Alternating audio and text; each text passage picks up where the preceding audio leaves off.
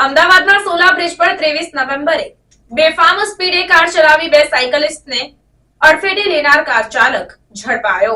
પ્રાપ્ત માહિતી અનુસાર પાર્ટી કર્યા બાદ કાર ચાલકે આ અકસ્માત સર્જ્યો હોવાનું સામે આવ્યું છે। 23 નવેમ્બરની સવારે અમદાવાદના સોલા બ્રિજ પરથી તબીબ સહિતના સાયકલિસ્ટનું ગ્રુપ પસાર થઈ રહ્યું હતું, ત્યારે જ એક કાર ચાલકે બેફામ સ્પીડે પોતાની કાર ચલાવી બે તબીબને અડફેટે લઈ ફરાર થયો હતો।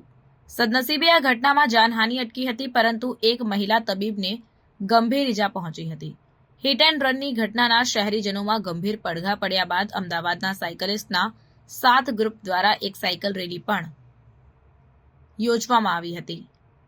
એની ગણતરીના કલાકોમાં જ પોલીસે 23મી તારીખે અકસ્માત સર્જનાર નબીરાને ઝડપી પાડ્યો। આ ગુનાનો ભેદ ઉકેલવામાં પોલીસ માટે સીસીટીવી મહત્વના સાબિત થયા છે। પોલીસ 100 સીસીટીવી ફંફોડીને આરોપી સુધી પહોંચી। હિટ એન્ડ રનનો બનાવ બન્યો એ પહેલા આરોપીઓ પાર્ટી કરી હોવાનું પણ સામે આવ્યું।